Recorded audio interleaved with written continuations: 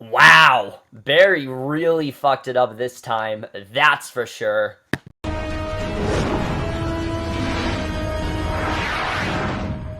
Hey guys, come over the mid-season finale of Arrow, Season 5, Episode 9, What We Leave Behind. And guys, I was definitely really looking forward to this episode because, unlike The Flash, Arrow has been a really great season so far. I think this has really been the comeback season for the show. I think ever since Episode 4, they have just been in this consistent streak of greats, and there has not been a single bad episode this season. I have been very much into what was going on, and especially coming off of last week's 100th episode, which I think was a perfect tribute and culmination of the show overall. I was very interested in seeing how this was going to be. And you know how I gave The Flash shit? Well, I didn't really give it shit, but I wasn't really impressed with their finale because it wasn't a finale. This is how you do a mid-season finale. This episode was amazing. By far best episode of the season. It was emotional, it was riveting, it was compelling, it was revealing, and holy shit, that twist. We are definitely going to get to that. But let's just get into this episode because so much happened in this episode, and this is by far the best mid-season finale that Arrow's ever done. I don't care if people think that The Climb was such a great episode. I think it was a great episode, but it did kind of start to mark the downfall of Arrow after Oliver was supposedly killed. A lot of people think this is when the show went downhill, and I very much would agree with that. But I think this episode really is getting things back into gear, and I really did love the way that this episode was done. Amazing stuff overall, but let's just get right into it, because like I said, there's so much that happens. So we start off with Artemis visiting Prometheus, because as we know, Artemis is now, basically has betrayed the team. She clearly is working with Prometheus, and she's giving him the address of several of Oliver's associates. And I liked it right off the bat. They show us that, they weren't lying to us. She is, in fact, working with Prometheus. They're not trying to trick us, and that's exactly what's going on. So Artemis tells Prometheus that she wants to be there when he kills Oliver, but Prometheus says he's only going to make Oliver wish that he were dead. He's not actually going to kill him. He has something else in mind, which in general is a lot scarier than just killing Oliver. And I think Prometheus in this episode, if you guys were not creeped out and, really, frightened by Prometheus in the other episode, this is the episode that I think really proves how powerful of a threat Prometheus is going to be. And if we're really on what I think we are, Prometheus could end up being the best villain for the show since Slade, without a doubt, which I'm definitely going to get into. He could even top Slade for all I know, but Thea then is throwing this major Christmas party for Oliver, the rest of the city staff, and again, I thought this was a good way to celebrate, Arrow as a show. Oliver asked Thea if she's recovered from the Dominator's mind games, because as we know, he did have to get her home after everything that happened, and I like the way that she talked about how it was actually a good thing what the Dominators did. They showed her how important life is and made her appreciate things more, and I really did like that scene overall, and I did like the scene where Oliver's talking about how his parents would be proud of him, and again, just a really nice reflection of the show. But we see Susan walks in as Oliver's date, and Felicity's also at the party with her boyfriend Billy, who we finally get a name for him. He's not just Detective Malone, he is in fact Billy, and she drunkenly introduces Malone to Billy to Curtis and Curtis's husband Paul, and Felicity then does a terrific job of covering for Curtis's late nights as Mr. Terrific, because Paul does not know that Curtis is Mr. Terrific. And the focus we get on Curtis here, I think, is the most focus we've gotten him since he was introduced. I thought they did a really good job with him overall, and in general, this entire episode I think just did a really good job of just really showing the aftermath of everything everyone's been going through, the way that we can't hide secrets forever, and What We Leave Behind I think was really the perfect title for this episode, because it's really all about the secrets that people keep and how eventually those secrets are going to have to be revealed.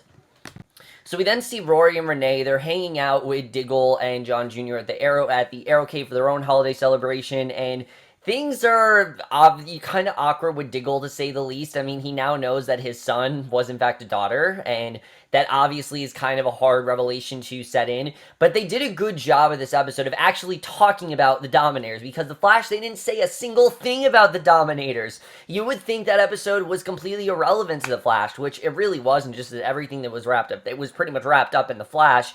Arrow, there's a bit more of an impact, because now they know these secrets, now they know what Barry's been keeping from them, now they know what happened in Flashpoint, and definitely this is starting to make them worry what's going on here. But Artemis then arrives with presents for the rest of the team, customized stockings, which delights everyone. To them, there's really nothing off about her right now. She seems like her regular self, but also Renee hints that he has a kid, but gets interrupted before Diggle can ask many questions. And I did like Renee's line of him saying how confusing the Flashpoint timeline is for me, because it's just as confusing for us. We're right there with you, Renee, where it's just as confusing, and they're slowly getting me on board with this character. I remember when this character was introduced, I thought it was going to be really annoying, but he's surprisingly been one of the, I think, highlights of this season. I've really enjoyed Renee so far, and I like what we've been getting from him overall, but he gets interrupted before Diggle can ask many questions, and Oliver gives a speech to the party, like I said, all about his parents, but both Susan and Felicity congratulate him. Felicity awkwards it up for everyone. Curtis then leaves the party because Paul caught him in a lie, and when Curtis tries to tell Paul the truth, Prometheus shows up, brutally just straight up attacks Curtis, which this scene was really interesting, and he leaves Curtis bloodied and unconscious, and Paul's shouting for help, and I really thought that Curtis was going to die here. I honestly thought that Prometheus was going to kill Curtis, because a lot of people said Curtis hasn't really served a purpose in this show. He hasn't really been doing much, so there really was no reason to keep him around. I thought that he was going to die here, but I like that they didn't kill him off, because if this was a lesser season of Arrow, they would, but I think they've learned from their mistakes that we want to keep these characters alive. We want to develop them more, and we want to see them be developed rather than be killed off, and killing a character off in this case would kind of just be an easy way to not give a character a storyline. The difference is with Curtis is that this is a character that we've only seen for a season and a half, and while that is true, he hasn't been a main character till this season. I think they did a really good job not killing him off in this episode, because he actually wakes him in the hospital. He's right with Paul by his side, and Paul asks Curtis how he knows how to fight, because again, he has no idea what Curtis has been doing. To him, he's still just a technician at Palmer Tech, but Felicity and Oliver show up before Curtis says anything, and when Paul goes outside to make a statement, Curtis says that Prometheus must know that he's Mr. Terrific, which means that Prometheus knows the rest of the team's identity, which this was very interesting to find out, that he's so into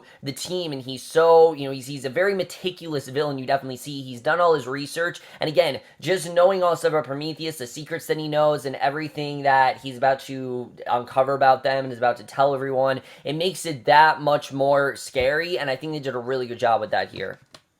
So afterwards, Billy insists that Felicity stay with him until he catches Prometheus. Still not really into this character, but I did like the way that he became a more major part of this story. Because like I said, you guys, I have not been feeling Billy as Felicity's boyfriend at all. I just felt like he hasn't really done anything. And it's really not to this episode where he actually does something substantial. And Oliver says that Curtis is a drug in a system related to an old case. And it turns out the drug was tied to a pharmaceutical company owner named Justin Claiborne that was on the list. And this was really cool the way they did this. We know we get getting these flashbacks all season of Oliver before he got onto the island in Russia, training with Anatoly and things like that. And of course also dealing with that other character, I can't think of his name right now. But this episode turned that on its head, actually. We did something completely different, which is something I've always really loved the show do. They did something really different here. Instead, we got Season 1 flashbacks as character of Justin Claiborne. I thought it was really cool the way they did that, because I'm sure there are missions that we didn't get to see in Season 1, so it was really cool getting to see this. I don't know if we saw this before, because again, I didn't watch Season 1, but I thought it was really cool the way they did that. I really did enjoy this overall, and I thought just seeing all of this, seeing this character, Justin Claiborne, and seeing them go back to Season 1, I think really, again, shows how far the show has come, and really shows how the show really is getting back into its roots, because Oliver killed Claiborne in order to stop him from gouging TB medicine 4 years ago. So now he's kind of thinking that he could be coming after him. Maybe he didn't kill him, but Felicity informs the team that Prometheus' ties to Claiborne, so they investigate one of his old warehouses, and I thought this was smart. Obviously, knowing this information, that was really interesting, but Prometheus leads Green Arrow into an abandoned office, starts to fight, and Prometheus does get the upper hand, but Wild Dog shoots Prometheus' sword out of his hand. However, Artemis then attacks Wild Dog, and Artemis claims that the city needs to be saved from Oliver, and it's this really sad moment where Oliver sees that she's the one that betrayed him, and she says that she thinks the city needs to be saved, and she shoots a flash arrow to cover their escape, and I like the way that they know. I like that this wasn't a thing where we didn't know for episodes and episodes and episodes. No, they now know that she is in fact working with Prometheus, and I like that. But Team Earth then gathers to the Arrow Cave as Diggle starts to round up their loved ones in Argus safe house. They found some ashes at the warehouse, so Felicity has Renee and Rory start a DNA test, and she then meets up with Billy, who is one step behind Green Arrow in their investigation. He refused to give up on the case, and then he leaves. So we don't really know what's going to happen there, but I thought that was definitely interesting to see. And obviously, they're kind of upset about her interaction. I did like the way that Renee wasn't very surprised about what was going on here, but you can tell that Billy, he's very deep into what's going on, and the way they said what ends up happening, I thought was really well done here. You can tell he's very much into this case, but it's kind of bigger than all of them, and there's not really much that Billy can do here that's going to change much on, unfortunately. So Rory then calls Curtis to inform of Evelyn's betrayal, because obviously this is something that he needs to know about, and Curtis is obviously very surprised, but then Paul walks into the room, and this is the second where he knows that something's going on. And I like that this wasn't something where this was like a cheating thing, where Paul thought that Rory was someone that Curtis was with. I mean, if this was 2 seasons ago, I feel like they could have gone in this direction, but I like that they didn't do that. Instead, they did something completely different. He walks in the room with dinner, and Curtis actually comes clean to him. He tells him everything about how he's working with the Green Arrow, because there's only so long that he can keep the secret hidden. I mean, I think Curtis is starting to realize that he needs to tell the truth, and he needs to come clean. As much as he doesn't want Paul to be involved, which I understand why he doesn't want Paul to know. One, because he doesn't want anyone to come after Paul. As we know, if Prometheus knows who Oliver is close to, he will come after them, and I think Curtis is worried that the same thing might happen since Prometheus attacked him. 2, there's also the fact that, he doesn't like keeping secrets from Paul, but he had to here, and Paul doesn't believe him at first. He just doesn't think it's plausible, but Curtis tells Paul that being a vigilante is empowering and inspiring, and they did a good job of showing us why Curtis would want to become this vigilante, why he would want to do such a good thing, and you could tell that he's really passionate about it, but Paul insists that Curtis stop being Mr. Terrific, and he gives him this ultimatum: be his husband or be Mr. Terrific, because he can't be both, and he does not want to be with a vigilante. I mean, it's just very dangerous right now. There's so much controversy going on with the Green Arrow and things like that. Well, yes, the Green Arrow is kind of back on their side, but we know that there's, tons of attacks and things like that. It's just not really safe right now, and I did like the way that Paul kind of gave Curtis this reality check, that he can't really be both. He's either his husband, or he is Mr. Terrific. There really isn't, he can't be both, unfortunately. So Felicity finds out the ashes belong to Justin Claiborne, who makes Rory and Renee second guess who they're fighting, and we then get another flashback to Oliver's attack on Claiborne. Oliver actually didn't give Claiborne, we find out, but he did in fact give him an ultimatum instead, and I thought it was definitely interesting to see the way this was done, that Oliver actually didn't kill him. But what I liked about this is that now we have another suspect, that this guy could possibly be Prometheus, and the way that we're setting things up, it definitely seems like that very much could be where we're headed. But Billy then heads to the Claiborne warehouse. He finds a lockbox containing a baby picture. He sends a photo of the picture to Felicity just before Prometheus finds him and attacks, and we don't know what exactly happened there, but we do know that Prometheus did in fact attack him, so I thought that was definitely a very interesting scene, and I was very unexpected too. I really was not expecting Billy to be the one to get hurt here, but yeah, he was in fact hurt. And back in the Arrow Cave, we see Felicity's trying to figure out the link between the baby picture and Prometheus, because there definitely is some sort of a connection there, but she doesn't really know what it's all about. And we get a little bit more background on Claiborne. He created weaponizing TB to gouge prices and create a need for his TB drug, and Oliver swears to kill him, but Diggle warns Oliver that there will be consequences to his actions one day. And now we're seeing that even though Oliver did decide to spare him, it has in fact affected him, because, Prometheus could very well be Claiborne. So Chase tells Oliver that Prometheus has abducted Billy and convinces Oliver to put a shoot-to-kill order on Prometheus, that basically, they're just going to take care of him and shoot him, but Oliver knows that they can't do that they can't just go in there and kill him without, without any backup. He needs to do it on his own. We've known that Oliver, he has the team, but he does want to do this more on his own. He wants this to be his own personal thing, and he feels that he needs to take the blame for it. So Felicity finds out that Claiborne had a son, which leads Oliver to believe that Prometheus is Claiborne's son, essentially. And furthermore, Oliver says that Prometheus knows very specific moves, which leads him to believe that Prometheus followed Oliver's training in order to prepare for revenge, which this was very interesting to find out, that they could in fact have had the same trainer and could have have subsequently been on the same island and we have no idea really. I think all of that, again, is very, very compelling where that's all headed. I'm definitely interested in seeing what they're going to do with that. And like I said, I think the way they've been setting up this character, I think Constantine very well could be Prometheus. But now that we're hearing about Claiborne, I don't think that's possible. I mean, I don't think that the trainer would in fact be Prometheus. But again, the way that they're setting it up with Dolph Lundgren and everything, because he's been so great in the 2 episodes that we've seen him in, I do still kind of think that could be a possibility, but at the same time, now that we have this thrown in, I don't really know if that's true. We'll have to see. But Thea then suits up, I did like the way that Oliver did in fact come clean about what happened to Billy, and that Billy disappeared and something happened to him. Again, I like that he told Felicity. A couple seasons ago, he wouldn't have done that, but because of the repercussions of what's happened, I think Oliver's realizing that certain things you just can't hide from her for that long, and I like that he did come cleaner and told her, look, something happened to Billy, we don't know what's going on, we're going to try to find him, we'll make sure that we find him as soon as we can, and I thought that was really well done there. But Thea then suits up in order to help Oliver find Billy, and Oliver is obviously shocked that she would be Speedy again, especially after what happened with the Dominaires and just everything they've done. He says, look, this is my fault, I don't need any backup, I need to solve this on my own, and I like what Thea tells Oliver. First of all, she tells him that Tommy and, Robert, and even Moira, they would all be proud of him. He's doing exactly what they want him to do, he's become a hero, and she reminds him that there's 2 sides to every legacy. There's a good side and the bad side, and that's very true. I think every character on the show has really gone through that. Thea, especially last season, went through that. She was Speedy, but she had that whole incident where she was starting to go rogue and starting to act violently and having all those things that people really did not like about her character. But I do like the way that Thea's learned from this. I like that this has really helped her, and that really is the whole, what we leave behind situation. What they leave behind has positive and negative consequences, and I think one of the biggest ones is letting Claiborne live. While it seemed like a good idea to let Claiborne live to keep the blood off his hands, it's now affected Oliver in the future because Claiborne could in fact still be out there, and his son could in fact be Prometheus. So this really is a bad situation either way around, but I thought this was a really powerful scene for Thea and Oliver. They've really been doing some great stuff with them in these past 2 episodes, and this was a very good example of that, definitely.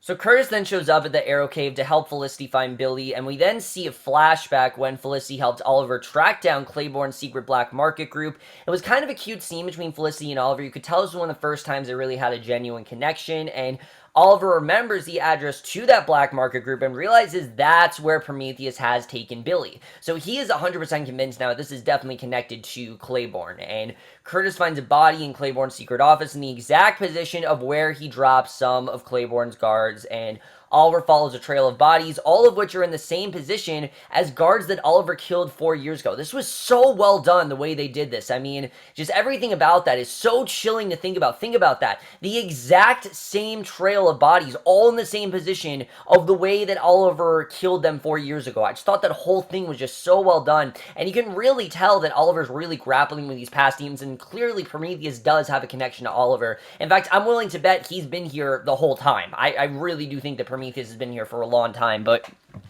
he finds Prometheus in the spot that Claiborne died. He starts to fight him, and we get a pretty sick fight scene here, honestly. I really did like the way the scene was done. What I liked about it, unlike the Flash scene, is that it's very in the moment. This isn't something where it just feels like they're giving us a fight scene, give us a fight scene. No, you understand why we need a fight scene. I think we've been leading up to these two confronting each other, and it's not the first time they fought, as we know.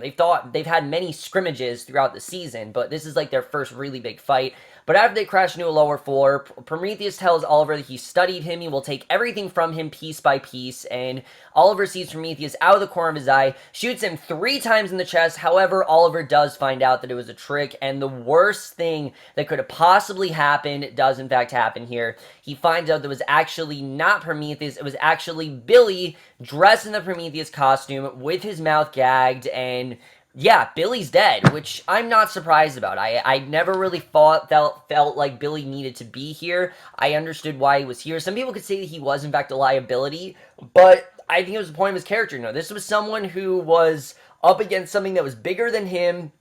he got involved in something that he really probably shouldn't have gotten involved in that had nothing to do with him, but in the end did in fact get him killed. And just seeing the look on Oliver's face of realizing what he's done and realizing that he has in fact, that he can't really beat Prometheus, and just seeing how powerful Prometheus is here adds this whole new aspect of Prometheus that I really didn't think about. And that is just how genius Prometheus really is. He really is. Think about it. He has studied Oliver intently, and even at the 11th hour when Oliver's there to fight him, he's finds a way to cover it up, and Prometheus warns Oliver that everything he touches dies, and this is a very good example that everything is on him, and you can tell that Prometheus is really trying to blame Oliver for what's going on, which I think that's one of the reasons why the guilt is really setting in on Oliver, because Prometheus is really showing Oliver what he's done, how this has really affected him, and just everything about that scene I thought was really well done. I still know who Prometheus is, but that really doesn't matter. It's more just seeing how much of a mastermind he really is, and seeing what we're really dealing with here, I think really adds the episode. But the best thing about it is that this episode isn't even over yet,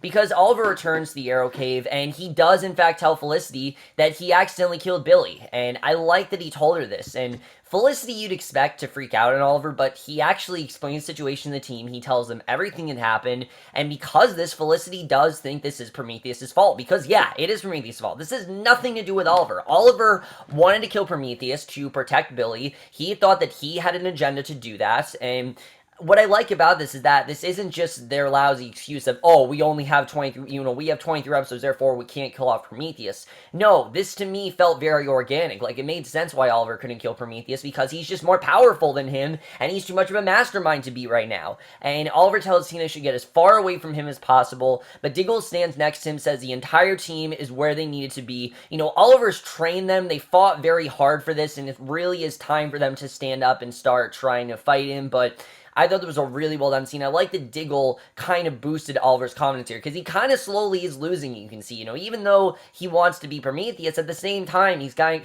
of gotten a reality check that might not work out for him, and I like seeing that. So Curtis then arrives home to find Paul packing his stuff, and things look really bad between these two. Paul says that he doesn't want to drag Curtis away from his new life, but he also doesn't want to stick around to watch Curtis die. And it's not really something where, he's upset at Curtis. It's more they just can't really be together. He doesn't know how to handle him being a vigilante, and it's more of a convenience situation where it's not really convenient timing. The timing's really bad, and again, Curtis is a character that I think hasn't been as developed as some of the others, but I really did believe everything was going on here. You could tell that Curtis really feels bad about what he did, but at the same time, he's not going to abandon being a vigilante just for his husband. So Paul does in fact leave. It's sad to see, because I actually really did like their relationship. I think it was kind of cool the way the show, just like Supergirl, did a good job of having a gay couple on here, but not really shoving it in our faces. And I think it's something they've done really well with Curtis's character, and I really hope that this gives Curtis more to do, because I will definitely say I think he hasn't had a ton to do yet this season, but I feel like the second half is really going to change that, and I really hope that they start giving him really good stuff, because this was honestly a really well done arc. I really did love it. But Lila then calls Diggle up, asks him to get to the safe house as something is wrong with John Jr., and when he gets to the safe house, a team of soldiers is there to bring Diggle back in. So yes, Diggle seems like he is in fact going back to, I guess, prison or the military. I don't really know, but Diggle was never officially done with what he did. Remember, they bailed him out of jail, so clearly they're there to take him back. So that's the worst possible thing that happened to Diggle. Again, someone grappling with their demons. That's something that Diggle's been dealing with all season, and now it makes sense why he's in fact going back there. I think it definitely makes sense. But Oliver shows up at Susan's apartment. He says he didn't know where else to go, and I know I've said that Susan, we can't really trust her, and that she's just doing this to dig up dirt on Oliver, but I'm starting to believe that I think while her intention was, in fact, to get information from Oliver, she is genuinely starting to like him. And Oliver admits to Susan that he ruins people's lives and that he is the source of it all. And Susan says that Oliver only focuses on the bad when there is, in fact, pros. He only focuses on the cons, and you get why. Obviously, there's been a lot of shit that Oliver's been through. His mother's death, Laurel's death, everyone that Oliver's cared about has pretty much died, and she starts to kiss him, and it's a really well done scene. You can tell she genuinely does care for him, but then we get to the twist here, which this is insane. I have no idea where we're gonna go here, but the next morning, Oliver walks to the Arrow Cave, and he walks in there, it's just like a normal day, and there's Laurel waiting for him. And I'm not talking about in a dream sequence. Laurel is literally standing there. She says, hi, Ollie. And then that's it. We end the episode right there. Incredible stuff overall. I don't know how this happened, but let's just get into this because holy shit do I have a lot to talk about from here. So, wow. I mean, I had no idea this was going to happen. Now, I'm willing to bet that this is in fact Barry's fault. I meant it when I said Barry really fucked up because up to this point, we've thought that there have been no really that many repercussions to what Barry did in Flashpoint, except for Diggle getting his, daughter changed to a son. That's really been the only big change, but Laurel could be changed. I mean, for all we know, Laurel could in fact still be alive, and I don't know if this is actually Laurel alive or if this is the Earth 2 Laurel. I'm willing to bet that's the Earth 2 Laurel, but again, I don't really know. I'm thinking that Barry did change something. I really do think that this is in fact a result of Flashpoint, but seriously guys, we'll have to see. Barry once again, oh Barry, just having to save everyone, like seriously, I mean, this is the kind of stuff that happens when you give Barry the Flashpoint arc, but if that's really where we're headed, this is going to be very interesting. Seeing Oliver confront Laurel. Did Laurel, in fact, fake her death? Has she been out there the entire time? We knew that Katie Cassie was coming back to the show. She's expressed interest since she got killed off. But I don't know where we're going from here. I really don't. I'm very interested in seeing what's going to happen here. And I'm not upset, really. I think this is definitely a very well-done cliffhanger because it's the perfect way to send us off for the season. I mean, for this half of the season, I have no idea where we're going to go for here. How is Laurel back? What does she want from Oliver? And is she even back? Is it really Laurel or is it just someone taking the form of Laurel? We honestly don't know, and I can't wait to see really where that's going to go because Laurel in general, I found to be a really well-done character last season. I'm hoping that they give her stuff to do because Katie Cassidy is such a great character. I mean, such a great actor. She has such great chemistry with Stephen Amell, and I really am interested in seeing really what's going to happen here. But I like where Prometheus is going. Prometheus, like I said, is a genius. I mean, he has everything solved at this point. He has all of Oliver's information. I'm willing to bet he's been following Oliver for a long time. Like, I think since season 1, he's really been following Oliver. He knows everything that Oliver's been up to. Somehow he's obtained the list. We still don't really know who he is. But I don't think that he is at all who Oliver thinks he is. I think that he is, in fact, connected to, I think he's connected to what they thought with Claiborne, but I think the only reason that he was at that, Claiborne's warehouse is in fact to, one, distract Oliver, because Oliver is set on figuring out Prometheus's identity, but also, two, showing Oliver that he does know where he's been, that he does in fact have everything about him solved, and he has every piece in play, really. I mean, everything that Oliver's done, he has been tracking. It's terrifying to think about, and whoever's playing Prometheus, I don't know who it is, but I gotta commend them because they are doing an incredible job playing this role. I'm loving Prometheus so far as a villain,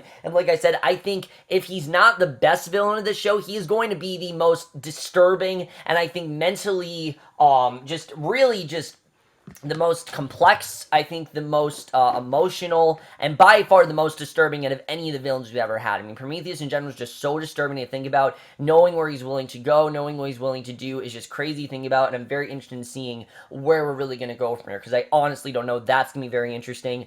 Diggle seems like he's going back to prison. Again, like I said, he was in fact convicted. They bailed him out. I knew there was going to be repercussions this eventually, but we'll have to see where that's going to go, because that also is going to be very interesting. Curtis and Paul, I understand why they split up. I just hope that they give Curtis an arc from here, that he gets over what Paul did, or maybe this gives him more of a motivation to not be vigilante anymore. I don't really know where we're headed. I just like that Curtis had stuff to do, because I don't feel like he's had nearly enough to do this season, and I like that he had a lot of stuff to do here. And that's something I definitely will say about this episode, is that this episode really utilized the ensemble perfectly. I think every character was used to their full ability. I think they give every character something to do.